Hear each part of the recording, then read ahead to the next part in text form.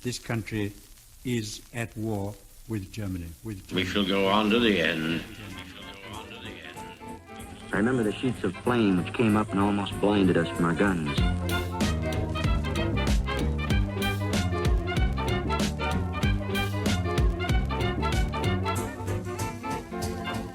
Hello and welcome to the World War II podcast. I'm Angus Wallace.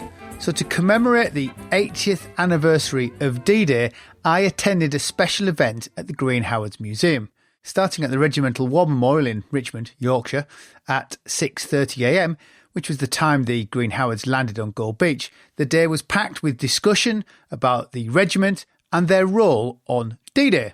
It closed with us having the privilege of getting up close to the only Victoria Cross which was won on the 6th of June. It was a fantastic day, and if you are visiting the Yorkshire Dales, go and visit the museum. It's a cracking afternoon out. So to round off my look at D-Day, I'm joined by Steve Erskine from the Green Howards Museum and Paul Cheall from the Fighting Through podcast, whose father landed on Gold Beach with Stan Hollis, who received the Victoria Cross for his deeds that day. In theory, we sat down in the museum on the 5th of June to discuss what D-Day meant for us. In practice, we had a rather wide-ranging discussion and we never got as far off the beaches as we anticipated. I hope you find our war waffle interesting. I thought a good interesting start for because we've all got different positions on what it means to us. Because obviously, Paul, your dad was there. My dad was a slacker. We didn't get there till September. So it's sort of second-hand and films to me. But obviously, Steve, you're coming in from... It's completely different being at the museum because is it education? Is it tourism? Is it commemoration? So what does D-Day sort of mean to us? What's the start, Paul? I was thinking about something like this the other day, because it's partly about heroes, partly about commemorating the event. But if you think first and foremost what's it about, it's really commemorating the deaths of all those guys that died. It's not celebrating the survivors necessarily. It's just accepting the fact that a lot of people died, and there's a message coming from it about our future freedoms as much as anything else. Do you think that's because your dad was there, commemorating the death? Your dad was in one of the early waves, wasn't he? He was at what is the Private Ryan end of D-Day. He was, yes. I mean, it's coming from that, but also that some of the veterans I've spoken to, that none of them will admit to being a hero. They always said that the heroes are the ones that died. So, if we're commemorating anything, it's a service in the honour of the people who died, really. That's interesting, because I know my PhD supervisor used to say, well, you've got to remember that Remembrance Day was actually set up to remember those who came home alive. And I thought, I never thought of it that way, because she pointed out poppies were there actually not to remember the dead, remember the dead, and it changes over time. I think I stand on November the 11th, and when you say, you remember, what do you remember? You take a personal stance on that. And for me, it is the guys and the women who fought. It's that generation from 1900 to 1945 that I think of, with 2 world wars, an economic depression, no welfare safety net underpinning any of that. That is one hell of a generation to have gone through all that. And I think about them, not just men and women who fought in the Second World War, but about people who campaigned in workplaces and things like that.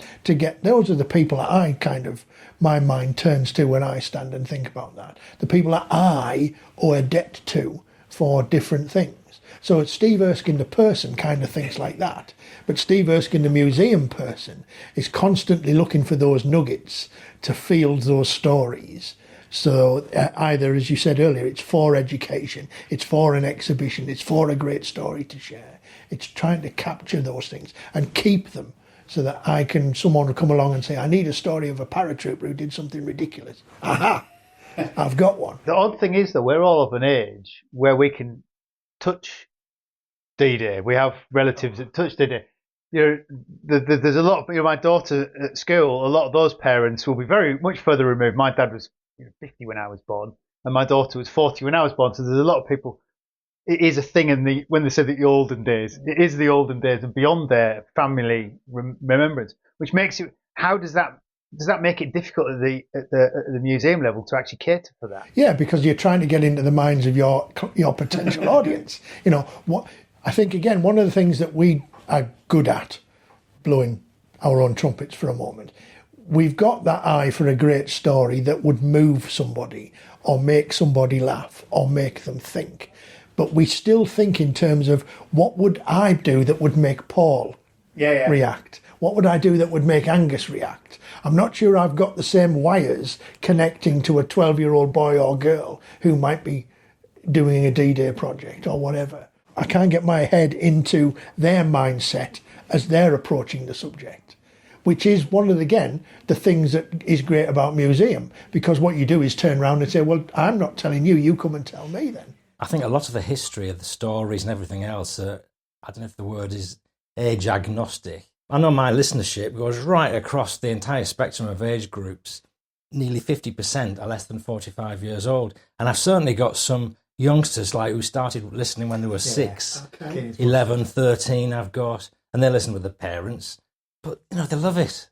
There's one little girl that's just gone to senior school, private school, to study history because she got enthralled by my podcast. So I think any story works, really, no matter what the age group. Well, I do wonder, well, I mean, we were partly discussing films when we were thinking about what we're chatting about. And I did wonder if how we remember it and what it means to people has shifted over time. Let me illustrate this with 2 films. So if you look at The Longest Day, I mean, it's a long film. It's a great film. It's 1 hour 50 before they get to the beach. It's all about the build-up. It's all about everybody involved, and that's catering for everybody involved. That the theatre-going people at the time will have been there. They'll have been working in the factory. By the time we get to 98, is it, Saving Private Ryan? Something like that. It's all about that first 20 minutes. Yes. I bet most of us can't remember what happens in the rest of the film, but it's that first 20 minutes, which shifts the idea of D-Day now. So it's all about the stories, but Private Ryan is very much that story of the little group on the beach, rather than the widespread big picture, which demonstrated to those people at the time what they were doing and how they fitted into it. I'll tell you what I admired about The Longest Day and the black and white Dunkirk movie. It's just like a linear fashion of how they treated it. It was almost like a history lesson. This is what happened. This is the things we did, and this is how it all worked. Whereas when you look at the modern reiterations of them, it's not made up, it's stylized, but around a true core of historic events, isn't it? Yeah. I think word for word, Dunkirk the movie was like, well, this is exactly what happened, and the modern day ones don't do that. The modern ones tend to be the bottom up view, where we don't need to show you beyond the little group of people. Absolutely. Whereas the older ones tend to give you a more broad picture and I always think it's possibly to explain to. I have a feeling my dad came out of the war and he didn't really know what happened. He didn't know the jigsaw that happened. He knew his part. Yeah. He knew how certain things had stuck with him. So he was very keen because he'd passed through Villers-Bocage. He knew about Villers-Bocage. He'd gone through Falaise. So he knew about the Falaise Gap. But there's other things I could ask him about that happened in North West Europe. He had no idea. And I can't help but think that some of these films then help fill in that picture for people. And you get to The Longest Day, and it really does tick a lot of boxes explaining what had happened to everybody. Apart from the Canadians. The poor Canadians get overlooked. I have to say, with my green Howard hat on, not the green Howards, because it's The Longest Day, and Stan Hollis doesn't even get a mention. That is odd. And there's 4 Medal of Honour on D-Day as well, and I'm not sure quite how much there. Do you think that sort of the technology of making films has changed the way we appreciate stuff? Do you think that the kind of almost that innocence and lack of technology for some of the films that we were raised on? I don't know what I'm trying to say. Am I asking a question about how much we engage imagination into these things, rather than just having it in your face with arms flying off and goodness knows what? Technology enables imagery that just wasn't possible in bygone days, doesn't it? There's a time when you couldn't manage it. There was a time after the war when we had loads of spare kit to do stuff. And the army were quite happy to lend you it. Then there's probably time from the 60s onwards where the army didn't want to lend you it because it cost them a fortune.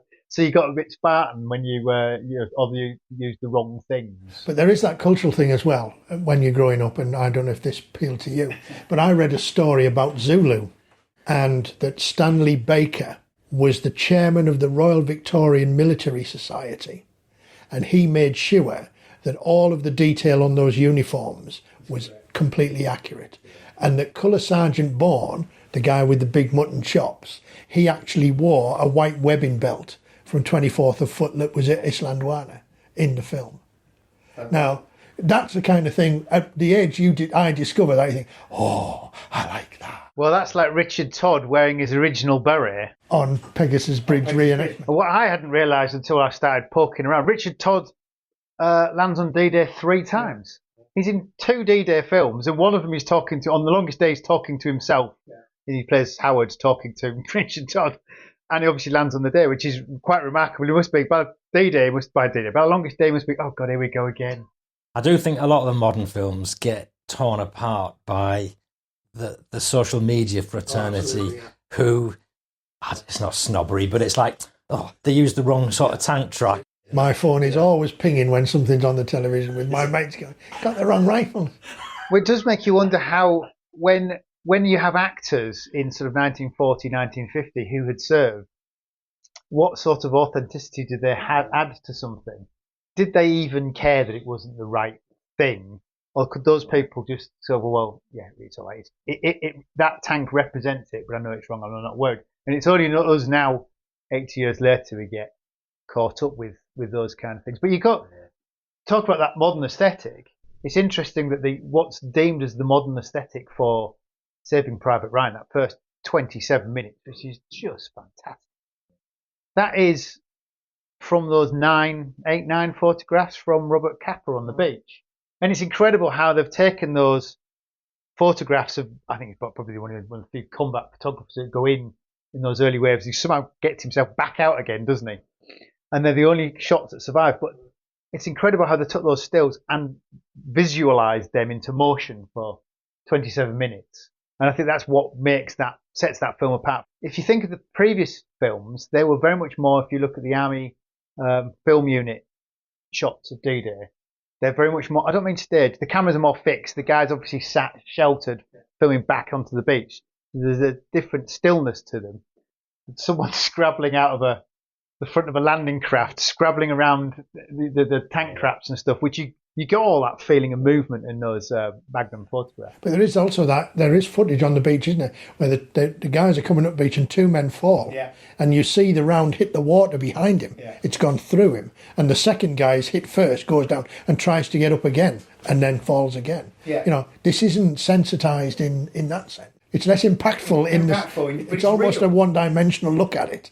Whereas you get the 3-dimension with new technology. And then you get another recent one, the recent Dunkirk film. I quite enjoyed that. I thought it was a really good film. And one of the reasons I thought it was unusual was the way that he tackled something. One of the things we have today is modern serving soldiers, men and women, and PTSD. Okay? And PTSD is regarded as something that happens to you. Mm-hmm. And in large measure, that is exactly what it was. People are affected by something that happened to them. I think what Dunkirk did in one particular instance, and I remember sitting up and taking notice in the film, is when the ship is sinking and he goes up the ladder and pulls the guy off to escape. He's got PTSD because of what he did rather than something being done to him. And I thought that was an unusual way of approaching that particular facet. Sometimes your victimness is about what you did rather than what happened to you. I still prefer the John Mills version of Dunkirk. If it's got John Mills in it, come on, let's face it. There's a sort of segue from this subject onto another one, which is, have you seen this new series on, I think it's BBC Two, but I think it's called Dunkirk, D-Day Archives or something? D-Day Tapes Unheard or something like that. I haven't seen it. I'm aware of it, but I haven't seen it. I saw it the other night. That's a series, but it's really good. I mean, they take interviews from real veterans at the age they were, I don't know when, probably 20 years ago even, but they've superimposed their voices on real actors.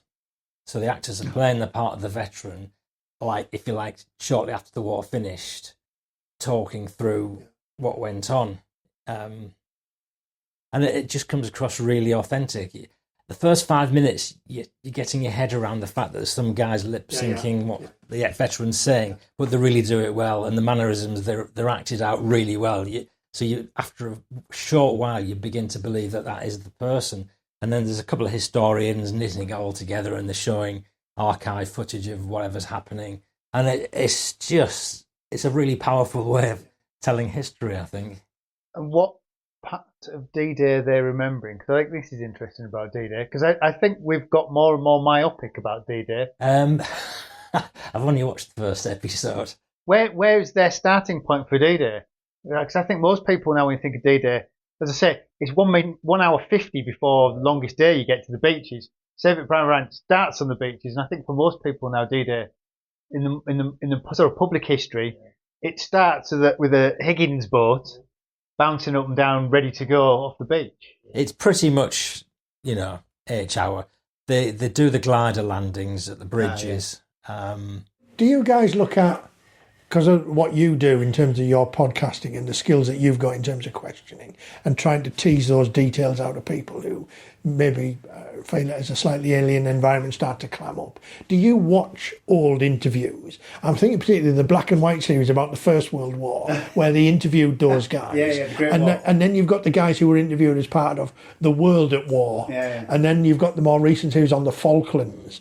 Can you spot a progression of stylistic creativity or questioning? The Great War invented the genre. No one had ever thought of making clip documentaries by interviewing people and putting them on the top, and then the World at War takes that a step further, and everyone suddenly went, God, there's a bit of a thing. It's dirt cheap to do. Let's make it. We've been living with it ever since. I guess there is. What's always problematic about that is, though, especially I guess when you talk to the other side, the enemy, is how much are they saying what you want them to say. And then you've also got the thing, which is, I always find, I'm sure you've seen this, Paul, when you interview veterans, or they start to tell you things that are not part of their story, that they've picked up themselves, because they couldn't have possibly known all these other things. And then they start, well, of course there was. How do you know that? Well, Because we all do that. I sometimes talk about things. I think, now, do I remember that, or did I see it on a programme and I think I remembered it? But it's interesting that we all know Ken Cook. And when I first met Ken, he told me about, he would say, I'm going off to wherever. And I know they're going to ask me the question. When the ramp went down and he went running off in that moment, what were you thinking?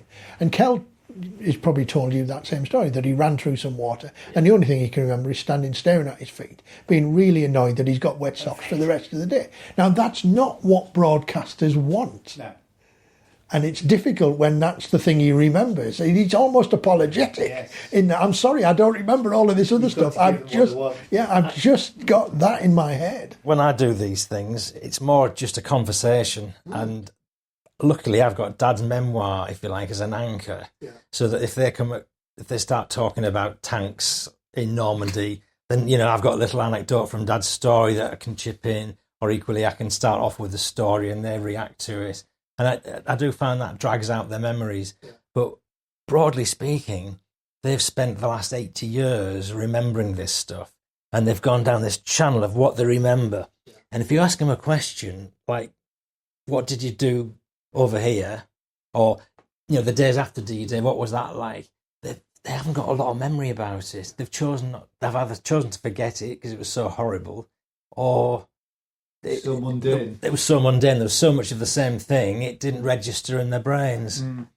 Yeah, my dad's memory was most of the war was very, very mundane, and he just sort of it was a lot of it was wrong. His dates wafted about if you compared them to his war diary, but there was stuff that when I went through his war diary and went, "Do you remember this? There's a bell. What about this? But there was this thing that happened here. Did it? Can't find any records of this thing you're describing. I'm sure it did." He had a story of being bombed at Calais by the RAF, and we used to rib his mate who'd been on Lancasters in the RAF about it. But I can't find any reference to the RAF accidentally bombing Calais, so I'm not quite sure how that all fits in. Well, again, it's like the Hollis thing, isn't it? Stan took on single-handedly a Tiger tank in the desert, and did the Germans actually have Tiger tanks? Now, if a tank is coming at you with all guns blazing, it don't matter whether it's a Tiger tank or a Mark IV. Identifying it is not the priority. Yeah, but again, a story starts to evolve that becomes truth. It's there are so many things in this museum where we're countering perception that is what happened. We do an awful lot with family history. People come to us and say, Grandad did X, and we do that research and find out that Grandad never left the country. You have to be relatively diplomatic in pricking the bubble, because people hold very sincerely that family legend that's what happened in our family. And sometimes you really are overturning some very, very serious notions of self, down to people's parentage. We've had a 62-year-old woman who came and said, my father was a Green Howard and he was a POW.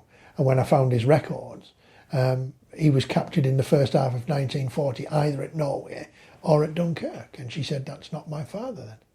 Why not? I wasn't born till 1943. And at 62, to discover that the man you thought was your father wasn't your father. And the story there is that she went round to tell members of her family and said, two of my cousins both said to me, independent of each other, did you not know? Amazing, yeah. Yeah, it still has that relevance. It still has that capacity to come back after all this time. There's kind of things that people want to be connected to. If you were, first of all, everyone wants their family to have been on the Somme. How could you not? We're inundated with people who served at D-Day. Can you tell me what he did and where he was? Well, I was going to say that. Is that one of the box ticks? Even though the Green Howards serve all over the place, is D-Day one of the big box ticks? And of course, because publicity is coverage, someone will be watching. I think I had a relative who was. I must look that up. And sometimes you find out, yes, they were, and it's a fantastic story. And others, no, he wasn't even in this regiment. He got the badge wrong or whatever, which is quite understandable. There's that word of mouth. Uncle Jack told me he did, so he did. Do you think sometimes there are misbeliefs about how somebody died as well? Yes.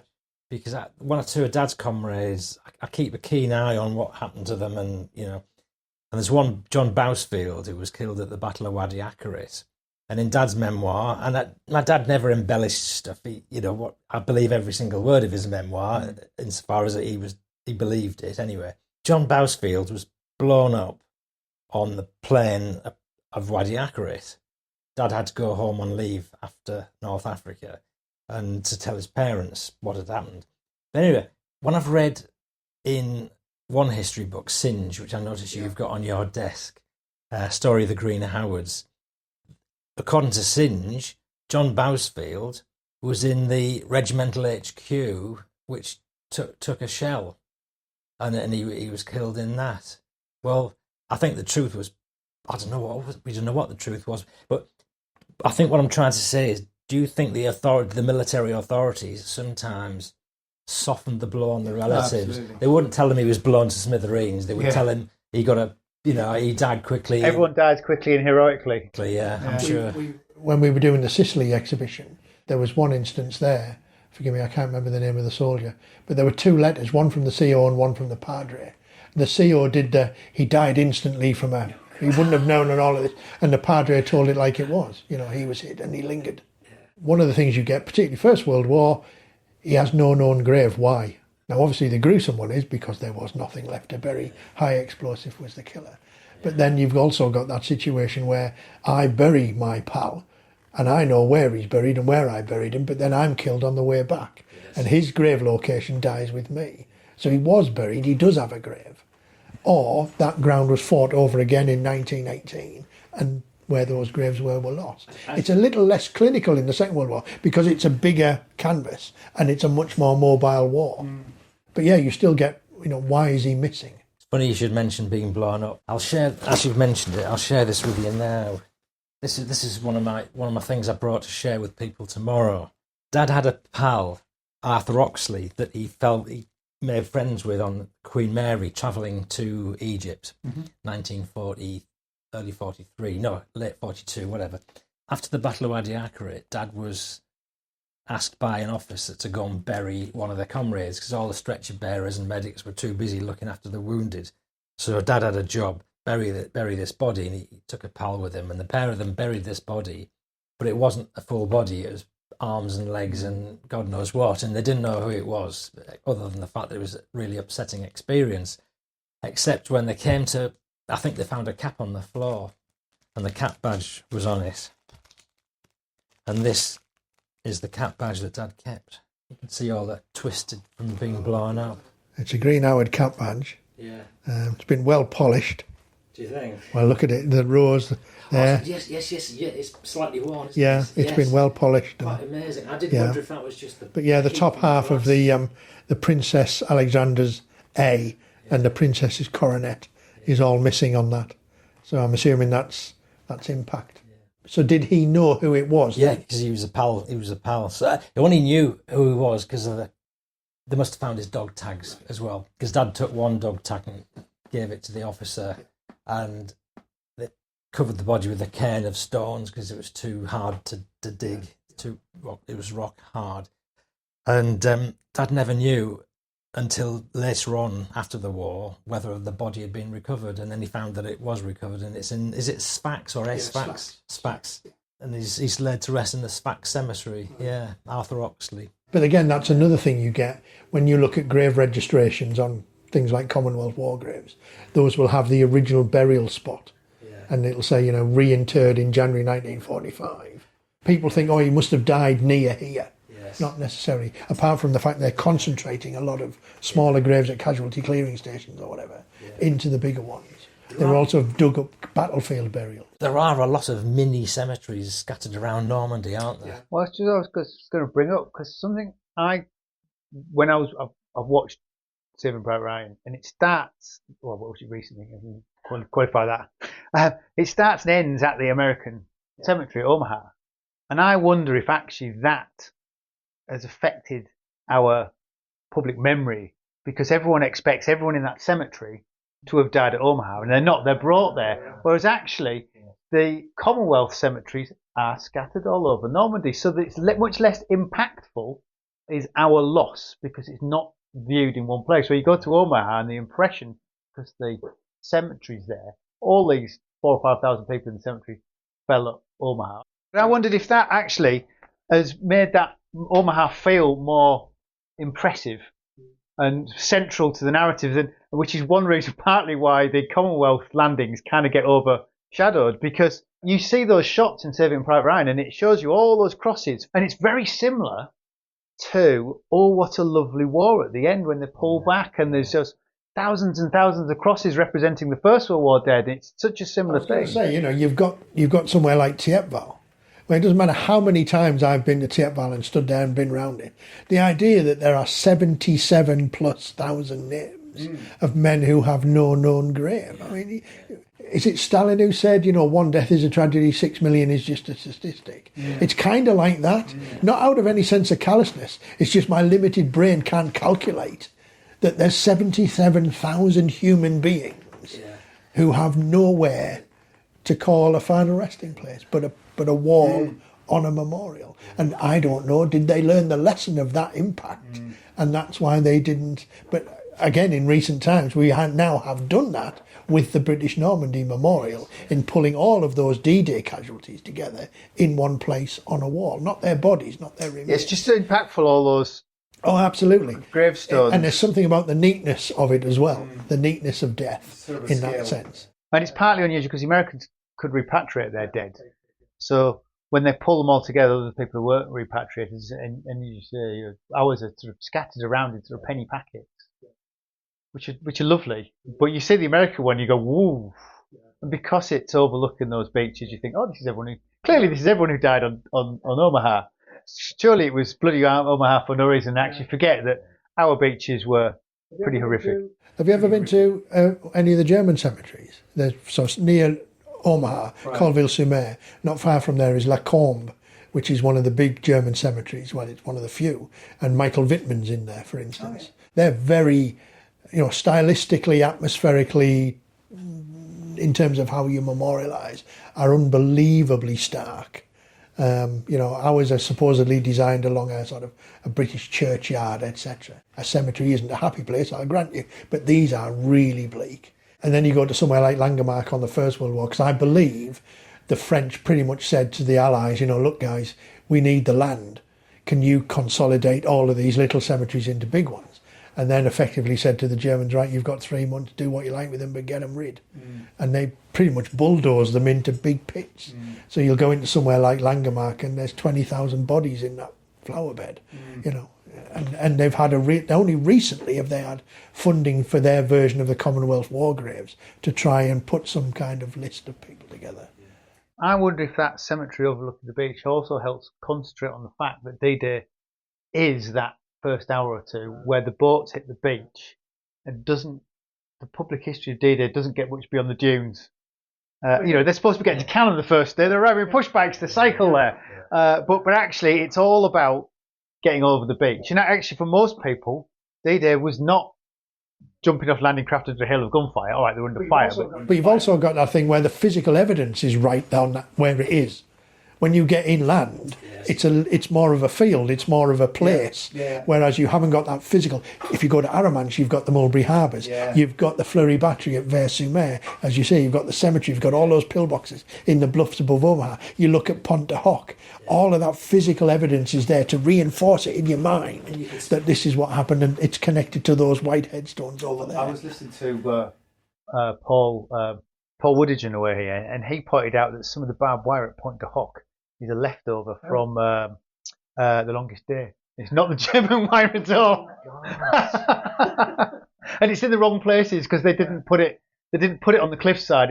It was put on the other side to protect from a land attack.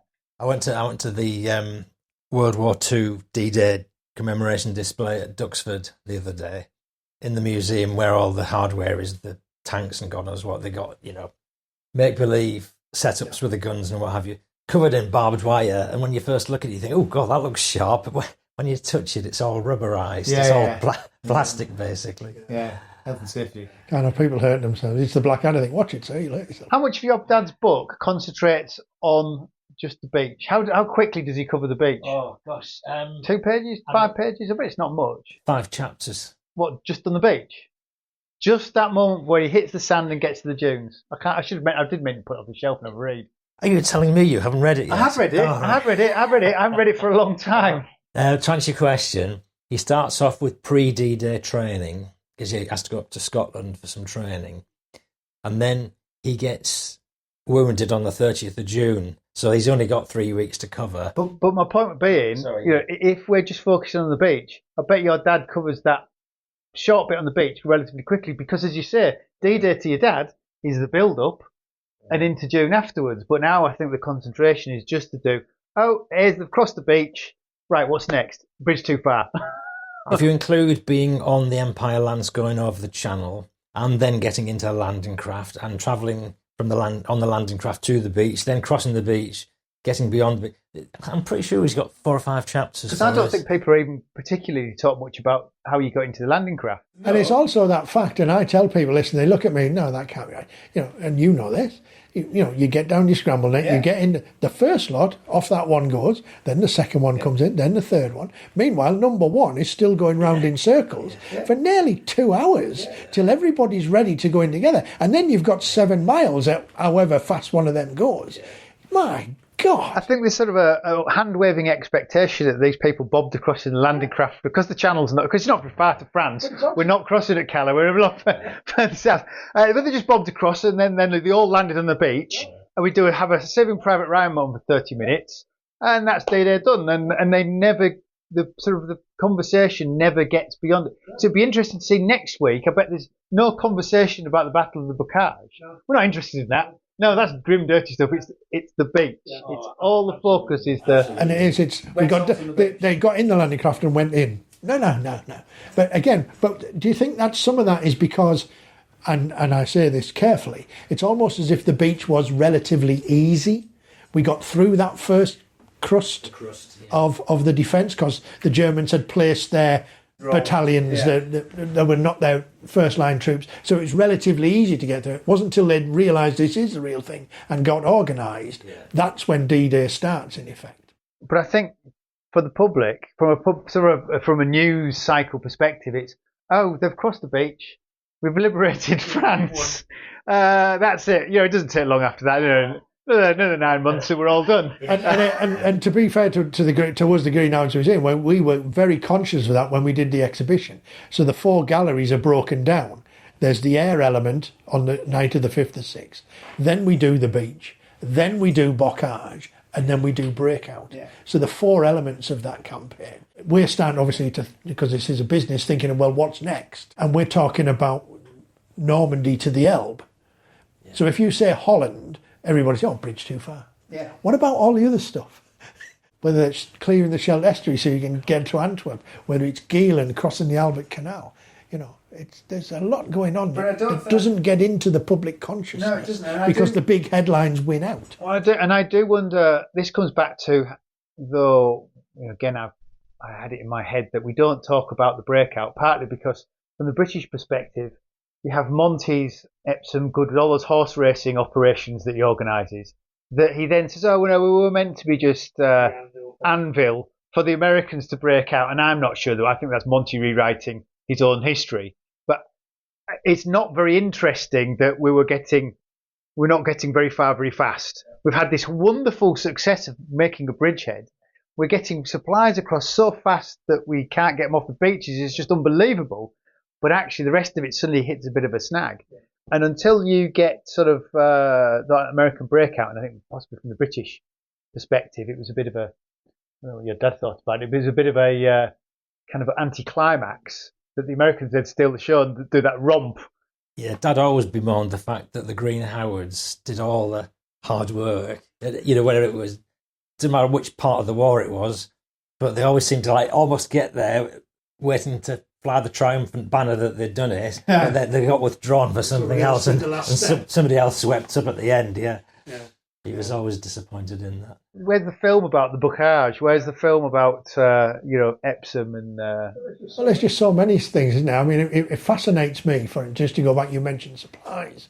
I wish I'd been at the meeting when someone said, "Look, we need one of the priorities of where we're going to invade. We need a port. Obviously, if we go in Calais, we've got lots of ports, but it's really heavily defended. If we go in Normandy, there's effectively one port, which is Cherbourg, and by the time we've taken it, the Germans are going to blow it up. And we need a port to land all these supplies to keep the momentum of the going." And somebody at the meeting had the confidence to put their hand up and say, "Well, if we can't capture a port, why don't we take one with us?"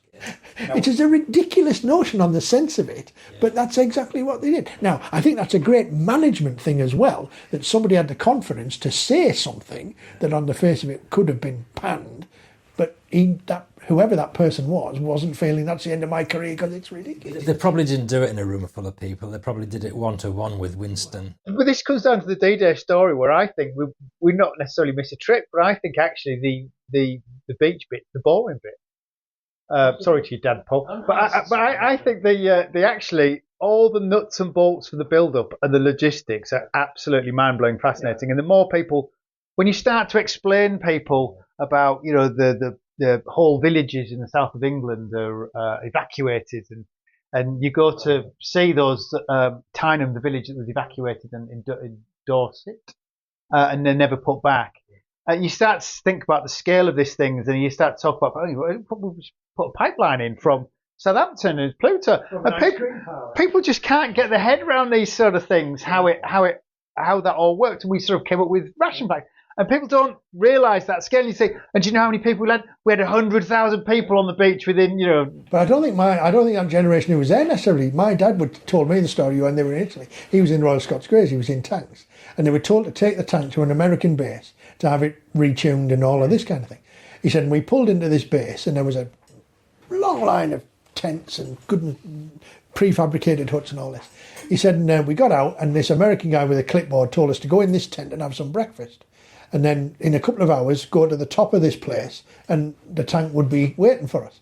He said, and we went in and we'd never seen eggs and coffee and this stuff for breakfast. We couldn't believe it. Yeah. So we had our fill of this, about 3 goes round. He said, and at the end, we're standing at the top. And this American guy they'd met at the start come walking past with his clipboard. And he said, what are you guys still doing here? He said, we're still waiting for our tank. He went, that's it there. He said it had been retuned, rearmed, re-strung on the tracks, repainted, He said, that's why we won the war. Because they had a Henry Ford system there in the theatre to do all of that. And my dad remembered driving convoys and said it was always nice when we had to stop at the American stops because they had coffee and they had donuts and they had all this food that we never had. Yeah. And he had a similar story about them from that point of view. I never asked him about how he got his truck serviced. But he had an American truck, he had a Studebaker, which he liked because he didn't like the Bedford. He said it just fell to bits. And he said we ended up just pushing them off the harbour somewhere, but I can't believe that's true. So, I mean, we've done a lot of talk about what we remember about D-Day. And what do we do? I mean, I was pointing out the logistics of this. Why do we choose to forget if we reverse that argument? Because why doesn't Stan Hollis and his VC get a mention? Why is he not in the longest day? Why, there's all kinds of stuff that doesn't seem to appear in the commemoration at the moment as it's building up. We're recording this. The 5th today, isn't it? But there's notable what's missing. Was The Longest Day an American production or British? American producer. There's a British director, American director, and the British director directed the British, the American director American, and I'm not sure who the third director was. It does try to do both sides. Was the focus on collective heroism rather than the actions of one man? And it was The Longest Day not the Stan Hollis story? I don't know. Well, I think it's got people slotted into the story, hasn't it? But he's not one of the slots. But they tend to be it's very much the top-down approach, though, isn't it? It's if you're an officer, you're in it. If you weren't an officer, chances are you're some weird character actor like Sean Connery, but he's playing an Irishman or something completely bizarre. Because Kenneth Moore was the Beachmaster. Yeah, and he's great, but he's hardly in it at all. But you remember his part, and he whacks the front of the Universal Carrier. My grandma used to say, if it doesn't work, just hit it, and then suddenly it jumps into life. John Wayne's a bit weird in it, but anyway, there's so much. It's actually a pleasure to watch again. It was such a great film. One of my favourite quiz questions is, who wrote the screenplay for The Dam Busters? Stephen Fry wrote the screenplay for the latest version of The Dam Busters. But the one we all know and were raised on every Sunday afternoon. Go on. It was. Go on. He writes the First World War film. The First World War. God, it's. No, he writes the Journey's End. Journey's End. He writes R.C. Sheriff. Yeah, and people go, really? Yeah. But he's an anti-war guy, is he? No, he's not. He argued he wasn't. No. This is about human endurance. Yes. So is Journey's End. And I wonder if there's something about the quality of the writer. And I understand The Longest Day as well. It was kind of written, and then all these actors came and said, I want a part.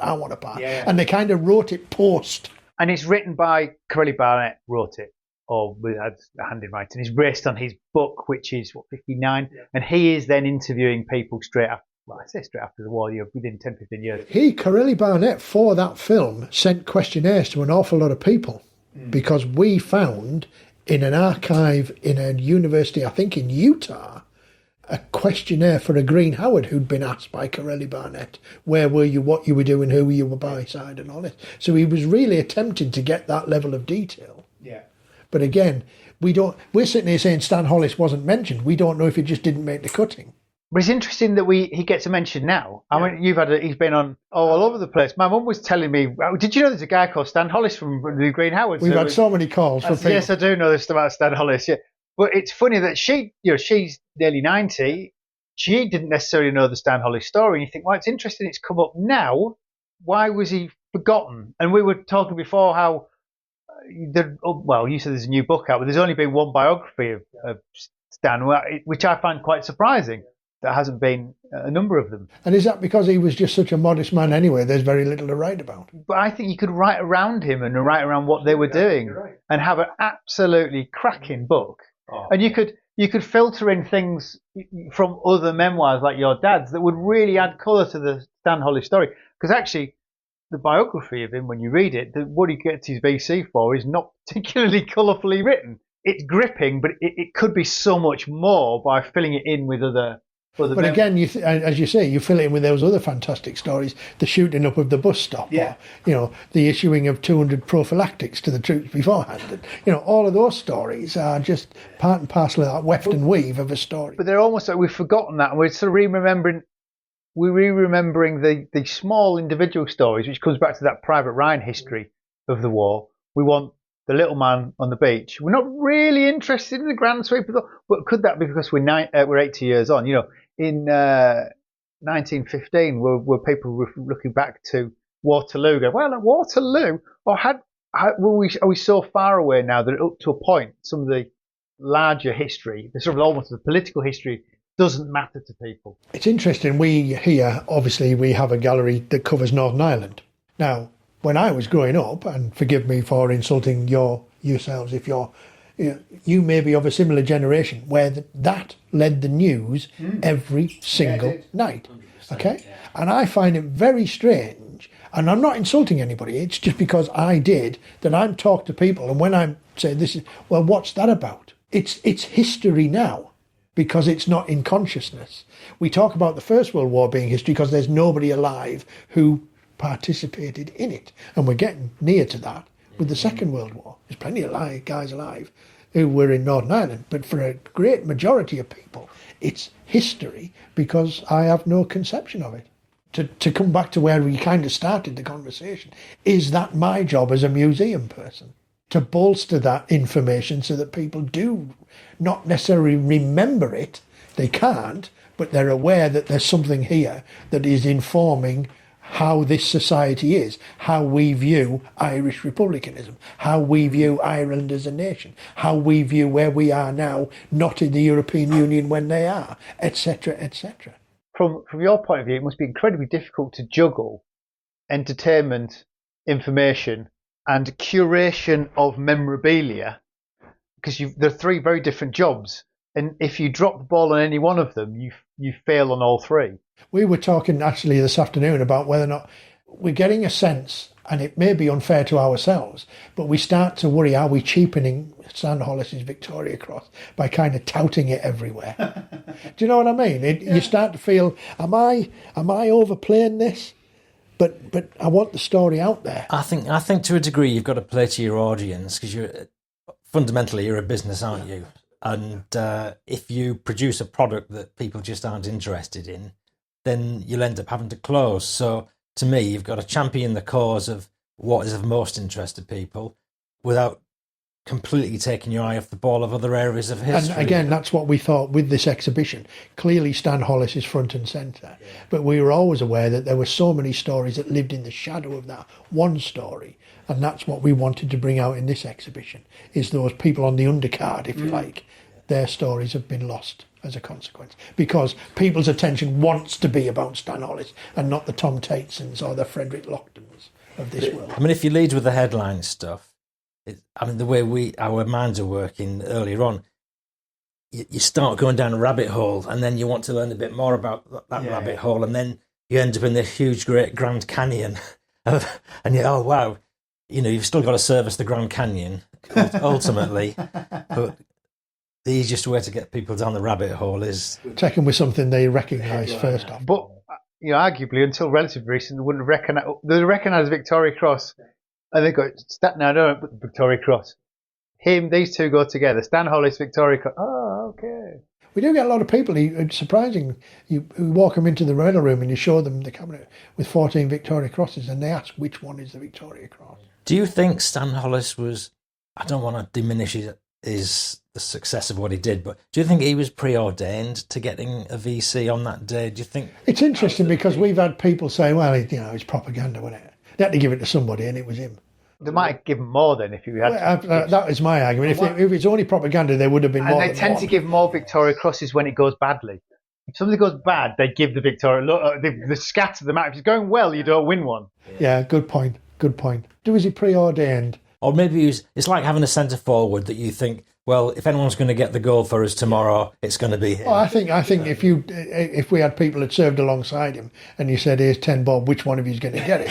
They'd have said, oh, it's him. It's definitely him. Yeah. And not because he was a loon and not because he was rash and impetuous, but because they picked up on those qualities that he had. I know it's kind of hindsight, but yeah, he's the guy who was going to get it if anybody was.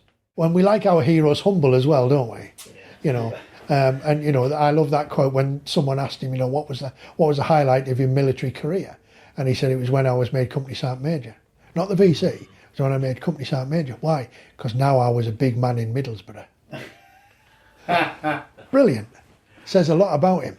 Well, it says a lot about his service. He's not, although he was a territorial before the war, he's not a professional soldier. He's going home. And again, we did a thing the other day, and I think one of the things that came out in the television bit that we did was that I truly believe he had a massive a massive sense of his own responsibility for the lives of his men. There's a great story of Padre Lovegrove, the Padre of 6th Battalion, who was in a casualty clearing station, and he saw Hollis walk in with a couple of wounded guys, and he said, I went over to just say hi to Stan, how's it going? He said, and as I approached him, he just collapsed in my arm in tears, because the sight of so many of the guys he had responsibility for, that he would have said, right lads, listen to me, I'll get you home. Yeah. Okay, I'll get you back. And he had no control. They were dropping, and he was taking that as a personal loss to him. And I think if you serve with somebody like that, that must be, it must be a comfort to look up and say, oh, it's all right, Stan's here.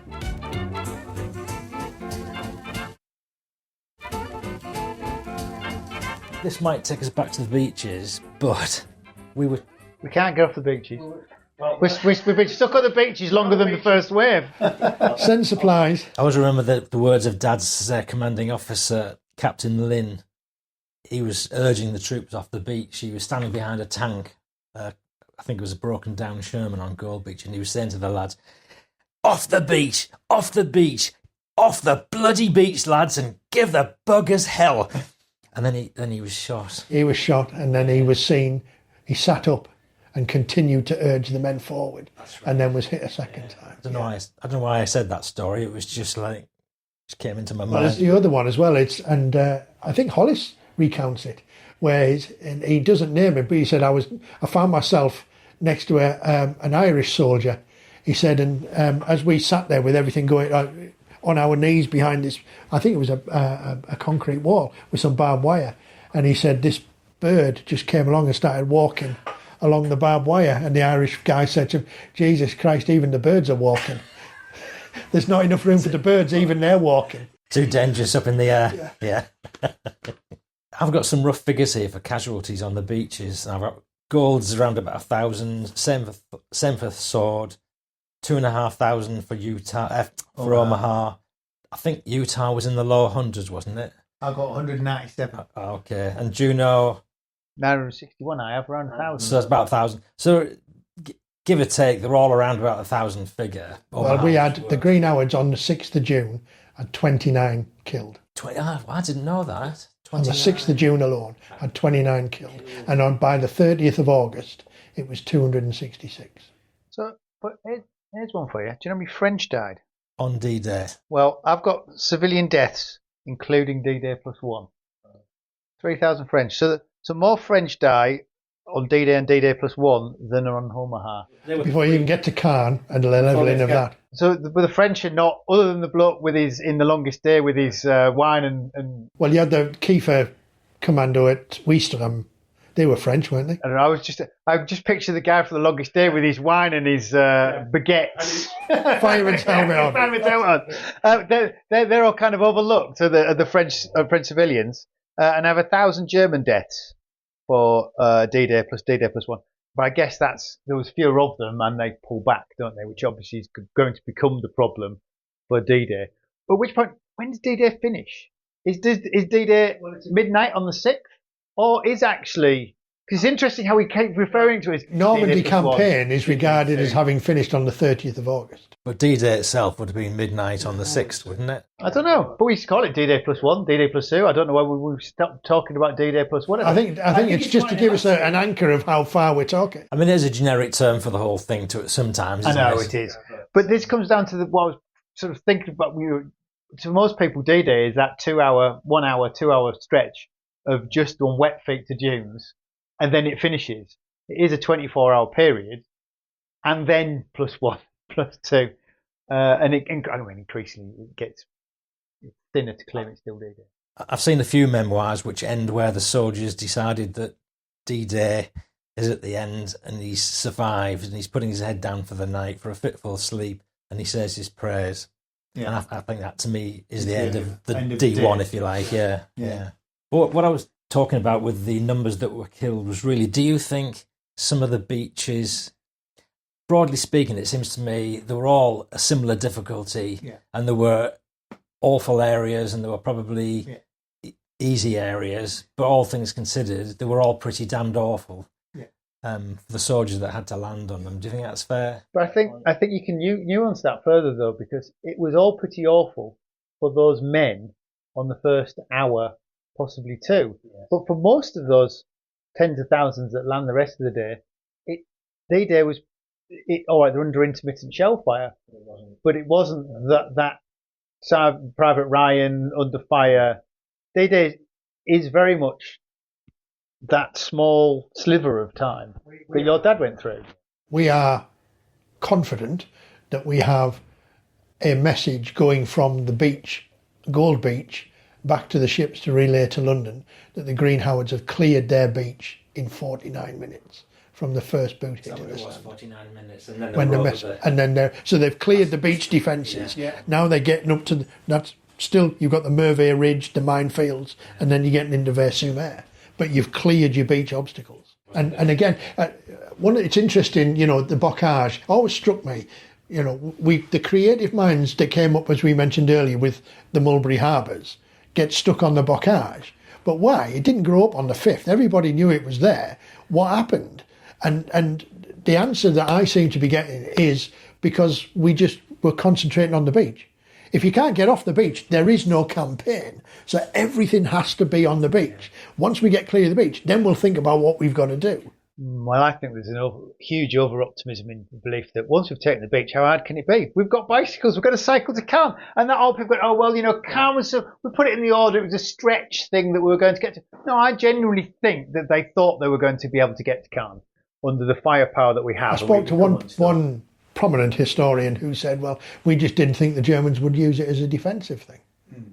Really? I just think we underestimated the Germans and their ability to manage chaos was superior to ours. But it's interesting, the battalion commander of the 7th Battalion said, we all of our training was the beach. We did nothing about fire and movement once you got clear. We did nothing at company and platoon level. It was all about that. Actually, for the men that we get ashore, casualties are not that great. And given what they were thinking they were going to get... Yeah, it's a remarkable success. Because didn't Tedder, he was a bit of a doomsayer and he thought they were going to take some 25% casualties, not 10. And he send a cable to Ike and say, never has a senior officer been more pleased to be wrong. It's interesting that there's only 29 Green Howards actually on the 6th of June itself. On the beach. Because in Dad's memoir, he says... Well, again, the beach, inland, Vers-sur-Mer. No, on the beach, one of his observations on landing was that dead and wounded lads were lying all over the beach. But maybe they weren't dead. Absolutely. Yeah. So it means that, a proportion were dead, but a lot were just wounded and put out of action. Or a lot had just hit the beach because there was shit flying everywhere. Just in case we get off the beaches in a minute. Another thing that I keep hearing about when on Omaha in particular, the bombers all over really, the bombers and the artillery were supposed to have taken all these pillboxes and gun emplacements out. And created the beach for giving them shelter. Yeah. And they failed miserably, didn't they, really? And why was that? What was it? And it isn't just there. Everybody talks about, again, Fleury Battery at Vers-sur-Mer, where Hollis's first action was. But just a little further inland, there's another bunker complex, Saint-Marie-Fontaine. And I've got pictures of that being hit by fire from HMS Belfast. And they dropped something like 206 shells on this thing. Didn't hit one of the casements. Not one of them. Scratched a couple, but never hit one of them. And the 7th Battalion effectively walked up to the site and found these Germans just staggering around all over the place from the reverberations and the percussion. But no, they didn't hit a damn thing. And again, it's that thing about strategic bombing, isn't it? I think I read somewhere like 5% of bombs landed within 13 miles of their intended target. So to hit one pillbox from however high. But then again, you read about, we're under fire from this 88 and a Corvette or whatever comes in close and takes it out. And effectively, it was sea firepower that was the factor at Salerno, for instance. Yeah. Without that, they'd have been pushed back into the sea. My favourite little factoid of the whole thing is it Longshoremer where there's those big batteries behind Sword? Yeah. And one of them's really knackered, and it took a direct hit from HMS Ajax from 4 miles away. Is it 4 miles? And I just think, wow, 4 miles, and it's like bullseye. Incredible. You look how far 4 miles away and you think, how the hell can you see that? Well, it's the glider at Pegasus Bridge, isn't it, that nudges the fence. Yeah. You know, I mean, wow, what a feat of airmanship. It's interesting how, whether it's memorialisation, our understanding of history through family legend or museum interpretation even, we start to get, well, that's what happened. Well, this is where it gets fixed. We almost have that Blackadder moment where the First World War can be summed up by Blackadder. And no, Blackadder is talk about tropes, but those tropes have become fact. And this is where I think in the Second World War, the same thing is starting to happen. Some of the tropes have become, no, it is like that. No, it wasn't. I know that's how it's portrayed in the media, but it's much more nuanced, much more complicated. And a previous generation would have known that because they've grown up with it. And it's how you look, again, to do the First World War analogy thing. The First World War is perceived through the war poets. Their perspective on it is what is residing in public memory, because there are a lot of programmes that love that imagery. That's the English department teaching history. Exactly. And you try not to succumb to that when you're doing the interpretation of the Second World War. Yeah. Because guys were taken out of the line. They weren't there forever. There was rotation, and there was an attempt, at least, to try and square pegs, square holes, and husband the lives of your men, not in the way that it's perceived that bunder-headed Bertie from public school simply went over the top with his men and didn't give it does make you wonder in another 20 years' time when we're looking at the 100 years of the Second World War, will it be as full as much nonsense as we read about the First World War? And the public won't be shifted from their perception of the First World War. However much you say, all this stuff you think is right is wrong. And you can see it happening now, The Battle of Britain, it was a pivotal point where we couldn't, and then people now point out, well, actually, we couldn't have lost it. We had so many planes and so many pilots, but actually, it doesn't fit the narrative of. And it's also Britain. That narrative isn't there, the one that really, really annoys me, because of course we stood alone in 1940. Yes, I like this. Okay, it's us Canadians, South Africans, New Zealanders, Australians, Free French, Poles, Czechs, etc., etc. The rest of the empire. Yeah, and the highest scoring squadron in the Battle of Britain, 303 Squadron, was Polish.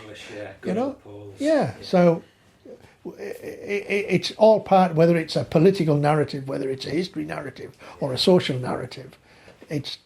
There is a danger that you start to believe the previous story. Have you seen that documentary? I think it's called From D-Day to Berlin, and it's a US Army cameraman. So the US Army only used 35mm black and white film.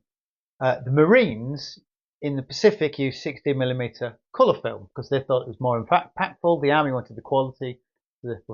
So anyway, this Army cameraman shoots his own home movies from D-Day to Berlin in colour 16mm. And it's some of the only colour film from Normandy. Probably in the late 90s. Because there's a snap of there's some colour footage of Omaha going in, isn't there? You can see him going up the beach. It's only about 4 or 5 seconds, but you see all of that. It's just a completely different way of viewing it. And those, there'd be little hand crank, clockwork cameras, and off you go, and smaller films. There's also the thing about we don't watch stuff that other nations watch. I can remember standing there. I was at the museum at Arromanches to go in and watch the film in the 360-degree cinema they've got there. And while we were waiting in the queue to go in, there were televisions and they were showing black and white documentary film. And I think there were 5 of us had gone on this trip. We were standing watching this, and there was a tank that had been hit. It was a Sherman tank had been hit, and there were 2 guys on the top, and they pulled a body out of the top. And as they lifted it, this guy had been split in half. And as they lifted him, his body came apart. And all 5 of us went, bloody hell! You would never have shown that here. No. I've never seen it anywhere else but that footage in that museum. And again, if there is some kind of... And who filmed that? Was that? I don't know, because we kind of walked in halfway through and weren't there when it ended. But to see that was unbelievably shocking. And again, we've seen, used to go to Hill 60 in the First World War, and when you went into what was the old museum there, they had a number of what the butler saw machines. Yes. And they were all images from the First World War. Bodies in trees with the guts hanging out. Yeah. And we'd stand there and be highly amused that there were skill groups going in there going, bloody hell, sir, look at this. But again, they showed it, we don't. Yeah, and there must be a lot of it. Certainly, you read the memoirs. I can't forget. It's one of the D-Day books talks about one of the padres clearing out tanks, washing them out because basically he describes the remnants looking like jam inside the tank. Often I've seen accounts of guys who, we were given a tank, and when we went in, there was fingers down there and there was an ear over there. Well, for how long's your dad in Nom? Did your dad he's injured, isn't he? He was wounded 30th of June, and then he got taken back to England for recuperation and restoration. And then, I don't know, a month before the war ended, he came back over to Belgium, and then he ended up with the First Lancs just as the war, just as the Germans surrendered, and he ended up in the Mayor of Hamburg's house in headquarters company with the First East Lancs. So he was there right from the start till right to the end, really. But that his D-Day sort of essentially, or if you want to stretch it that far, just gets you to the end of June, but gets off the beaches. Yeah. How far inland did he get on the first day? He got to. It's just south of Coulomb. Was it? Is that just past Crepon, more or less? It's a bit further on. It's the objective for D-Day was to cut the Bayeux-Caen road, and they were just short of that. And it is one of the things Green Howards insist on, and obviously there is a parochialism involved here, but they are reputed to be the furthest inland of any Allied unit at the end of D-Day. There we go. So we're off the beaches. At least we've got off the beaches. Yeah. Well, whilst D-Day commemoration might remain on the beaches, and it will be centred on the beaches. Psychologically and emotionally. We've psychologically got beyond the beaches. Go to the pub now, come on. Loyal listener, if you want to hear more from Paul, his excellent podcast is the Fighting Through podcast, and his father's memoir is called Fighting Through From Dunkirk to Hamburg, a Green Howards wartime memoir. As I said at the start, if you are in Yorkshire, go visit the Green Howards Museum. You can find all the details on their website at greenhowards.org.uk. And don't forget, if you've enjoyed this podcast and would like to help support the show, you can find me on Patreon, patreon.com/WW2podcast. So until next time, I'm Angus Wallace, and thanks for listening.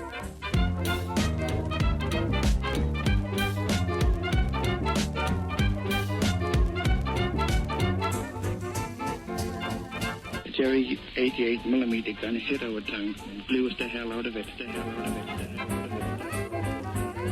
Stalingrad can never be repaired. As Allied Commander-in-Chief, I have granted a military armistice.